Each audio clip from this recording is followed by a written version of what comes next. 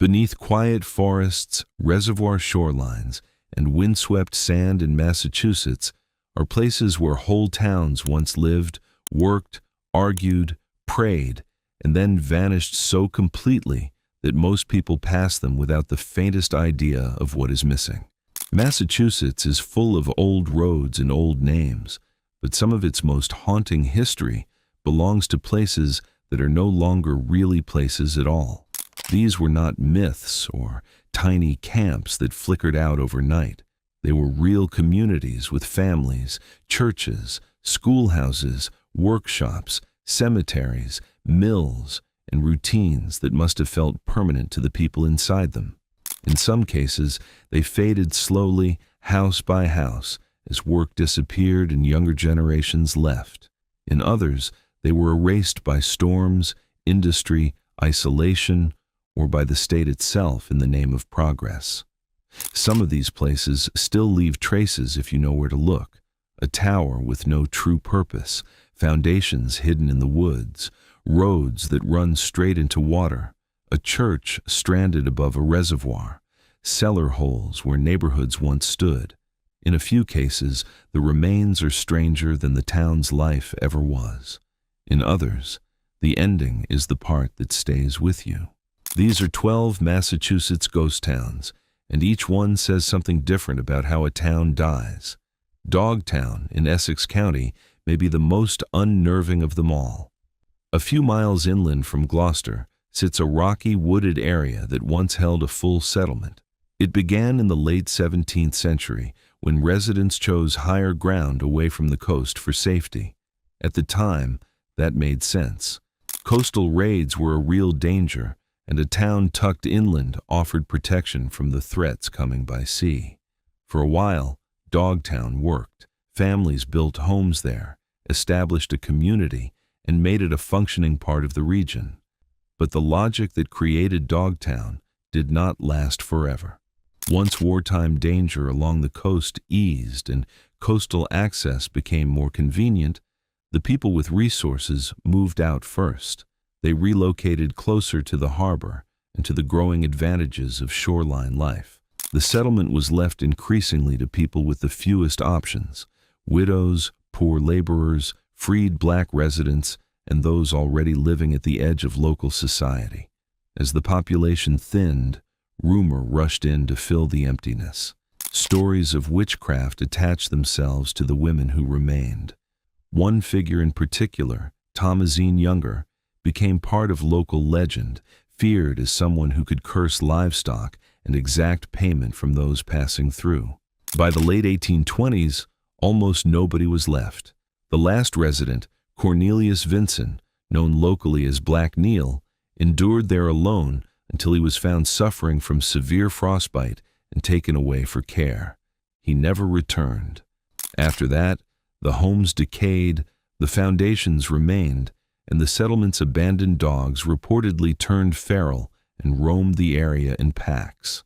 That image, more than anything, helped define Dogtown's afterlife.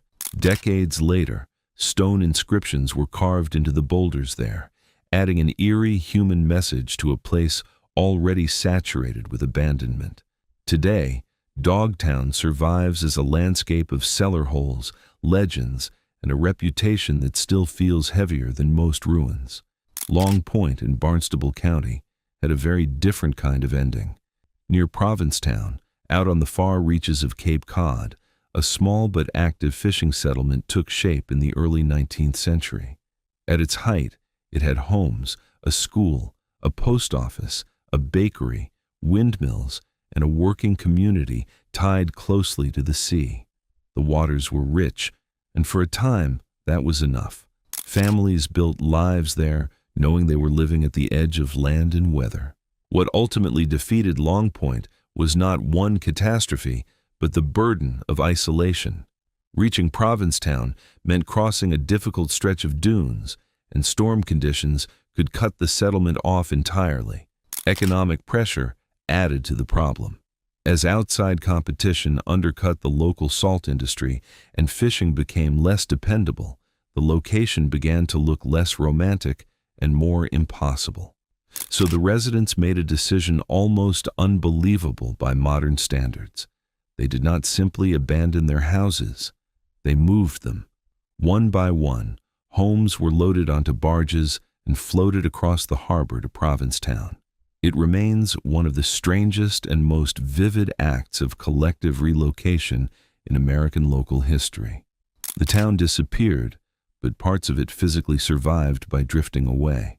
The lighthouse still marks the old site, yet the life that once stood around it is gone. Long Point feels ghostly, not because nothing remains, but because the town was dismantled with such deliberate calm. In Franklin County, Davis Mine Village shows how quickly industrial confidence can evaporate. The settlement grew after mineral deposits were discovered in the hills of Roe. Once the mining operation began to succeed, a company village formed around it with worker housing and the basic institutions needed to support daily life. It was a classic pattern of 19th century extraction. Industry arrives, families follow, and the town's fate becomes inseparable from whatever is being pulled out of the ground. That dependence became fatal when the mine collapsed in the early 20th century. Even though the accident did not kill workers, the damage was severe enough that restoring the operation no longer made economic sense. When the company walked away, it pulled the future out from under the village. People left because there was no reason to remain. Buildings emptied, structures fell apart, and the forest began doing what forests do best, covering the evidence. What remains now are cellar holes, scattered remnants, and the unsettling geometry of a vanished settlement preserved in the woods. Haywardville in Middlesex County is one of those places made stranger by what happened there before it disappeared. In the 19th century, it was a mill village inside what is now the Middlesex Fells area north of Boston. Families lived around the mills, and the local economy depended on the brook running through the settlement. But Haywardville also holds a more surprising place in industrial history. Work tied to vulcanized rubber was perfected there. Something with enormous consequences for transportation and manufacturing took shape in a village most people today have never heard of. Its death came not from simple decline, but from control over water. Nearby towns pushed to redirect the water rights that kept Haywardville's mills alive. Once the flow was interrupted, the mills could no longer function the way they had before. And once the mills failed, the village was effectively finished. Later, the land was absorbed into public parkland, and the woods closed over the remains. Visitors walk those trails now with little sense that a place of both labor and invention once stood beneath the trees. Norumbega, in Waltham, is unusual because it blurs the line between ghost town and obsession. Along the Charles River stands a stone tower linked to one of Massachusetts' strangest historical fixations. For centuries, European mapmakers and storytellers repeated tales of a grand place called Norumbega, somewhere in the Northeast. Over time, most serious thinkers concluded that the supposed city was more legend than reality, likely based on misunderstandings of native place names and exaggerated reports. But in the 19th century, Eben Norton Horsford became convinced that Norumbega had been real and that its remains lay along the Charles. He poured energy, money, and intellectual certainty into the idea, promoting the belief that a lost Norse settlement had once stood there. The tower he built became a monument not to a proven city, but to belief itself. No credible evidence ever confirmed the grand vision. In that sense, Norumbega is the ghost of a town that may never have existed as imagined at all. Yet the monument remains, and that makes the site feel haunted in a different way, by ambition, myth, and the human need to turn uncertainty into stone. Catamount, in Franklin County, was a mountain village that slowly lost its fight against geography and time. It sat in difficult country where farming was hard, winters were severe, and isolation shaped every part of life. For years, the residents endured those conditions and kept the village going with the usual structures of rural New England: a school, a church, a mill, and families rooted deeply enough to stay. Catamount is remembered for an early patriotic moment when a local teacher is said to have raised the American flag over the schoolhouse during the War of 1812, helping begin a tradition that spread far beyond the village. But symbolic importance did not guarantee survival. As better connected communities in the valleys grew and opportunities elsewhere expanded, Catamount thinned out gradually. That is one of the quietest ways a town can vanish. No single disaster announces the end. Instead, the young leave, the old die. The roads matter more than they used to, and one day, the village is effectively over. Eventually, the land was folded into state forest, leaving little more than a marker where the school once stood. Prescott, one of the towns lost to the Quabbin Reservoir Project, represents a more deliberate kind of erasure. Incorporated in the 19th century, it had once been a functioning agricultural community with churches, homes, and a long local memory. By the 20th century, its population had already declined, but it remained a real town with real residents and historical weight behind it. It also had a connection to a much larger national story. Daniel Shays had lived there, and the local tavern associated with the planning of Shays' rebellion stood within its boundaries. None of that mattered once the reservoir plan moved forward. Boston's need for water outweighed the town's history, identity, and remaining community. The state condemned the valley, and Prescott ceased to exist as an independent town in 1938. What had been streets, homes, taverns, and fields became part of the landscape swallowed by the reservoir system. Prescott's story is painful because it makes clear that a town can survive wars, economic change, and long decline, only to be finished by a decision made far away.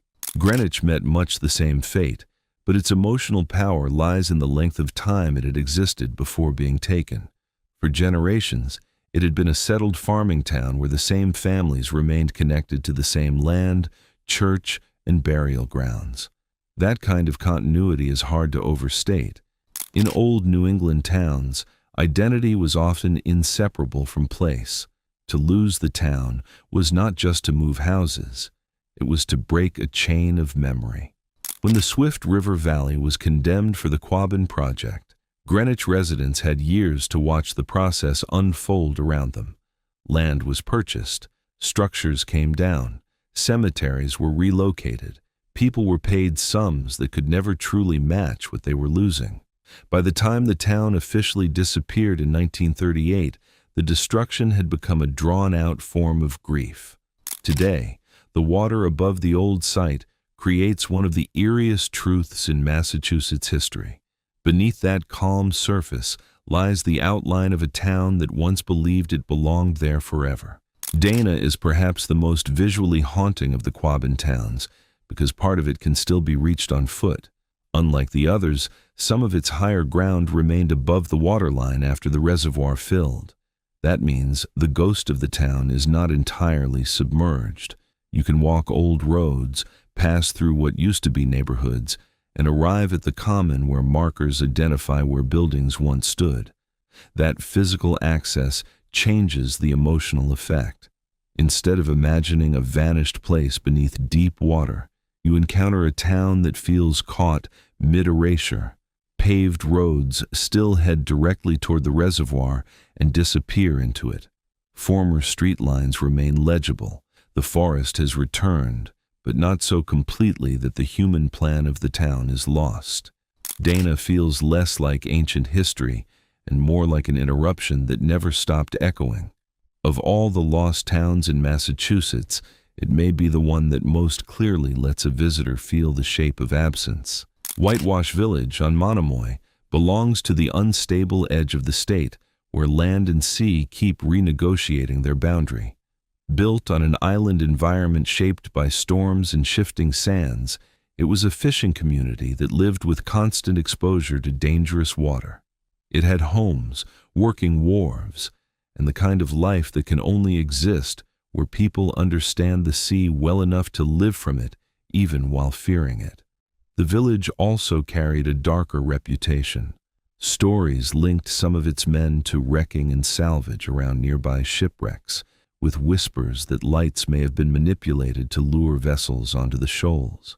Whether every detail was true mattered less than the fact that the reputation endured. In the end, however, it was geography rather than legend that destroyed the town. A storm choked the harbor that gave Whitewash Village its purpose, making access impossible for the boats the community depended on. Once the harbor failed, the settlement's reason for being collapsed with it, residents eventually gave up. Today, the area belongs to a wildlife refuge, and whatever remains sits in a landscape still being reshaped by tide and storm. West Boylston, in Worcester County, is a reminder that the logic later used for Quabbin had already been tested elsewhere. Long before the Great Reservoir Flooding of 1938, Boston's growing need for water had already transformed communities beyond the city. In the late 19th century, West Boylston was an active industrial town with mills, schools, churches, workers, and an economy built around river power. Then, the Wachusett Reservoir Project changed everything. Large sections of the town were taken, homes were demolished, mills shut down as their water systems were disrupted. Families whose lives had been built around the local industry were forced to relocate. The town itself did not disappear completely, but a huge portion of its living heart did. What remains most famously is the old stone church standing above the reservoir, visible and isolated, like a survivor left behind to witness what happened. It is one of the most striking images in Massachusetts, not just because the building is beautiful, but because it makes the absence around it impossible to ignore. And then there is Enfield, the largest and perhaps most heartbreaking of the Quabbin towns. Unlike places that faded over decades, Enfield's final chapter is remembered with unusual clarity because the town understood exactly what was coming. It was a substantial community with mills, businesses, a railroad connection, and more than 1,000 residents. When the end approached, people did what communities often do when faced with irreversible loss. They gathered. On the final night before dissolution, residents came together for a farewell event that has become part of Massachusetts' memory. There was music, dancing, grief, laughter, and the kind of forced celebration people create when the alternative is to stare directly at what cannot be stopped. A last parade moved through streets already emptied and darkened. By midnight, the town legally ceased to exist. Later, the valley flooded, and the physical structures of Enfield went under with it. That is what makes Enfield such a powerful ending point for this list. It was not lost to rumor or weather or even simple economic decline. It was knowingly sacrificed. The people there had time to understand their disappearance while still living inside it. That may be the most haunting thing of all. What these 12 ghost towns reveal, taken together, is that towns do not vanish in just one way. Some are starved by changing trade routes. Some are stranded by geography. Some collapse when industry fails. Some are consumed by myth, and some are erased by governments acting in the name of a larger public good. But every one of them once felt normal to the people who called it home. That is the part worth remembering. A ghost town is not just a ruin. It is a place where ordinary life was interrupted so completely that future generations can stand there and struggle to imagine it ever existed. In Massachusetts, that forgotten layer sits closer to the surface than most people realize. Sometimes it is under a forest trail. Sometimes it is beneath a harbor view or beyond a lighthouse. Sometimes it is at the bottom of a reservoir that still serves millions of people who may never think about what had to be drowned to create it. And sometimes it is in the silence of a road that goes straight into the water and never comes back out.